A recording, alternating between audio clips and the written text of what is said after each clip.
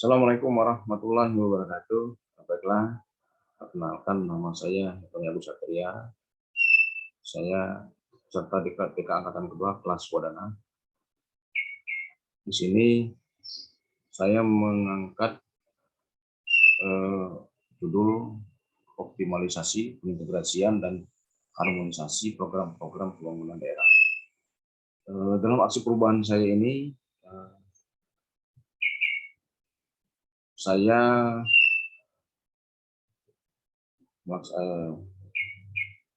pertama ada di diskusi pimpinan. Saya akan menjelaskan beberapa hal. Satu, diskusi pimpinan. Dua, capaian aksi perubahan.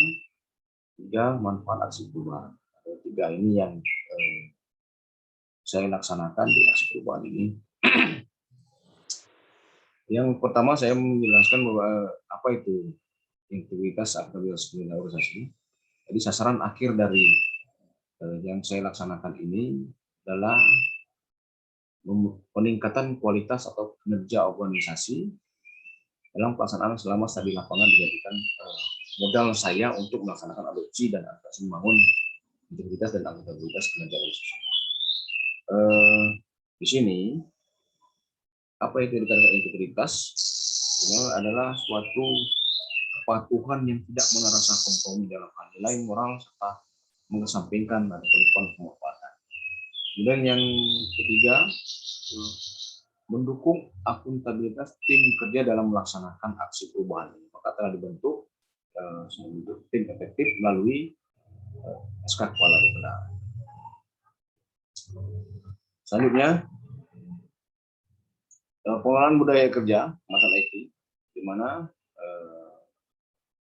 dengan penguatan budaya kerja ini kita meningkatkan menyediakan informasi dan bangunnya aplikasi yang dapat menampung seluruh keluhan selama ini yang kita rasakan, yang dimana pertama itu kesulitan kita dalam melaksanakan rancangan pembuatan dokumen perencanaan, yang dimana karena kita dalam membuat dokumen perencanaan itu kita melibatkan seluruh SKPD Kabupaten Bengkulu Tengah. Misal kita dalam penyusunan RKPD, kita meminta Renja SKPD, kita beri tempo 4 hari, itu bisa molor sampai 1 minggu ataupun 2 minggu. Karena kan suatu hal ataupun ketidakhadiran SKPD tersebut ke Bapeda. Inilah yang beberapa keluhan inilah yang kita dengan permasalahan-permasalahan ini, maka saya setelah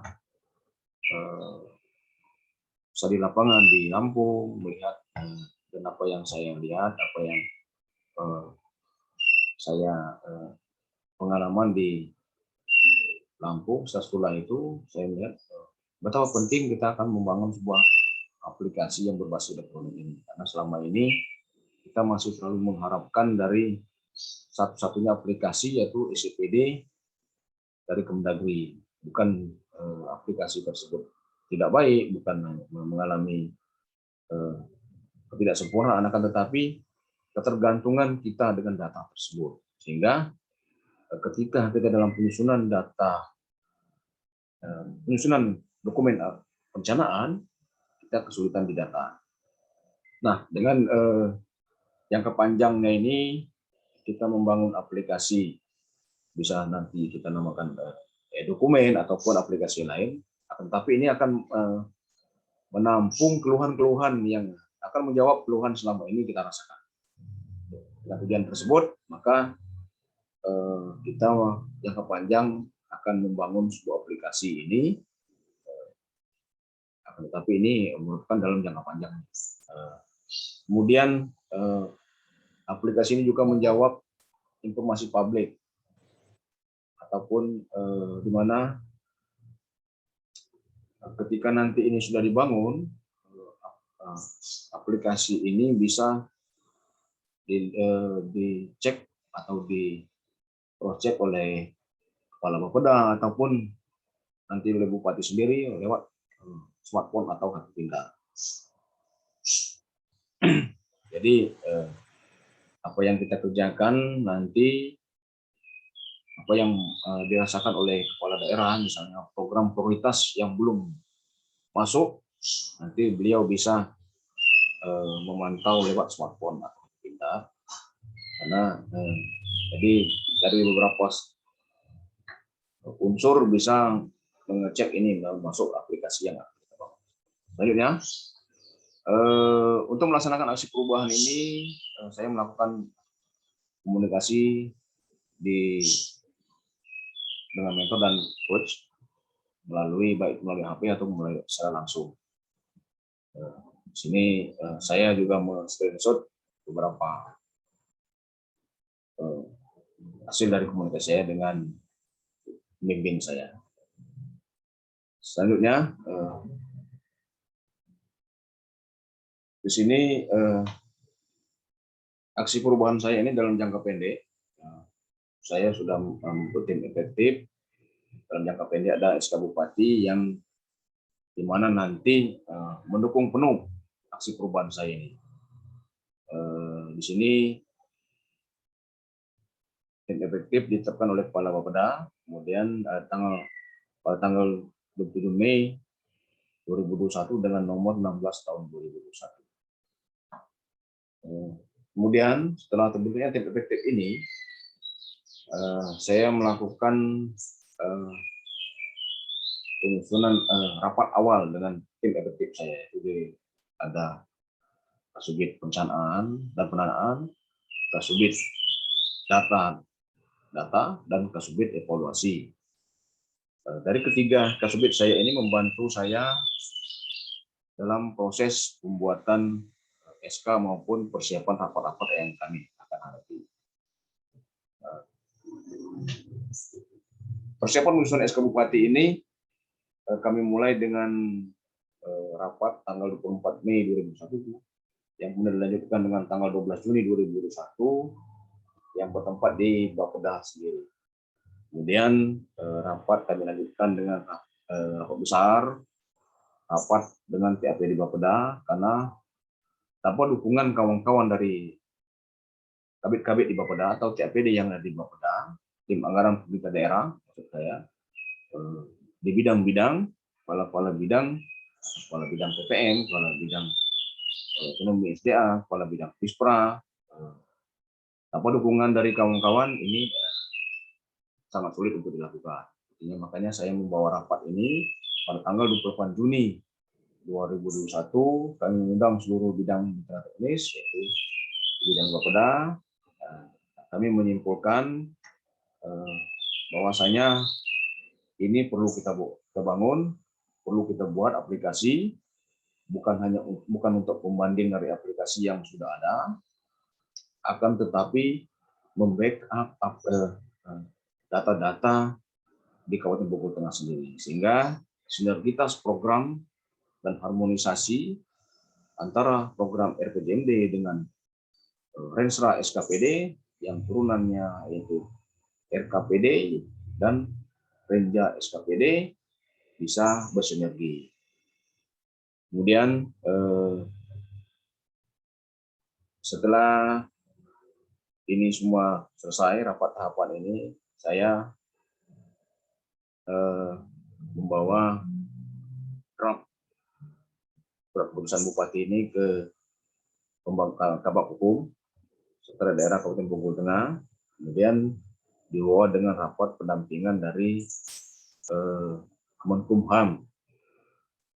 Jadi secara bahasa hukum tidak ada lagi yang ambigu, yang membingungkan, tetapi dengan dukungan penuh bahasa hukumnya, dukungan penuh dari Bupati, bahwasanya sudah bisa dilaksanakan.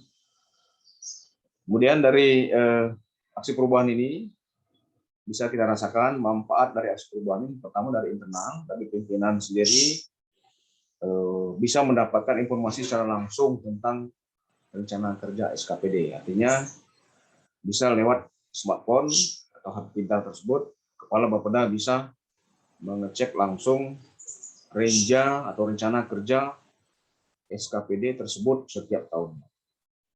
Jadi usulan tahun ini yang akan kita susun di APBD 2022 Kepala Bapeda bisa langsung cek, biarpun beliau lagi dinas luar, beliau langsung bisa cek di tempat di mana dia berada, asal sinyal bisa nyambung. Bagi project leader, bagi saya sendiri dapat mengetahui secara cepat rencana kerja SKPD karena data sudah ada tersedia di aplikasi ini.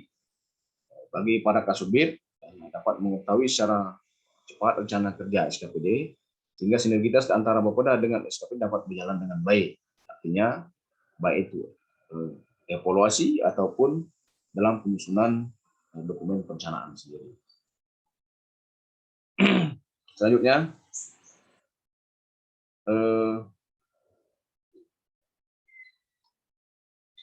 capaian keberlanjutan aksi perubahan ini dalam jangka pendek, yaitu terbentuknya tim efektif. Kemudian yang kedua, setelah terbitnya SK Bupati dalam mendukung penuh aksi perubahan ini, yaitu menyetujui pembuatan aplikasi yang berbasis elektronik. Artinya, e-dokumen ini segera saya susun tahapan demi tahapan.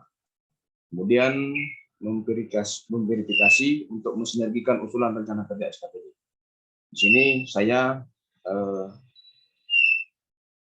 sudah mulai karena dalam penyusunan kebetulan berbarengan dengan penyusunan RKPD tahun 2022, jadi saya sedang mulai menyusun apa-apa yang program prioritas Bupati di tahun terakhir beliau. Kemudian selanjutnya dalam jangka pendek ini dengan adanya aplikasi ini dapat mengurangi risiko penyimpangan program prioritas APBD. Artinya kita sudah mulai susun sedemikian rupa mensosialisasikan dengan SKPD. Ketika program prioritas itu tidak masuk di SKPD tersebut, maka aplikasi ini menolak. Artinya Dinas Pertanian misalnya, program prioritas Pak Bupati itu ada program palawija atau tanaman padi unggul dari Kementerian Pertanian. Ternyata di kegiatannya SKPD Pertanian tidak ada, maka secara langsung aplikasi akan menolak. Itu hasil saya ada wawancara dengan waktu sekolah di Bandar Lampung. Kemudian jangka menengah saya akan membawa rapat kembali aplikasi ini, e-dokumen ini ke tim efektif dan tim TPD minta dukungan penganggaran. Jadi sekitar antara bulan Agustus sampai November ini, karena ini tahapan penyusunan PAPBS dan APBD tahun 2022. Selanjutnya, dalam membuat edaran keseluruhan, saya membuat edaran ke seluruh SKPD untuk melaksanakan program kegiatan sesuai dengan EPDMD. Di mana nanti usulan untuk tahun 2022 SKPD itu sudah menyusun sesuai dengan program yang ada di EPDMD, jangan sampai ada terjadi penyimpangan. Selanjutnya, salah satu ya yang jadi persoalan saya karena ini kita dalam mengalami PPKM atau pandemi COVID ini, saya kesulitan dalam melaksanakan sosialisasi. Tapi saya tidak putus asa, saya melaksanakan sosialisasi ini melalui smartphone. Artinya saya sudah mulai mensosialisasikan ini bahwasanya aplikasi ini akan dibangun sesegera mungkin.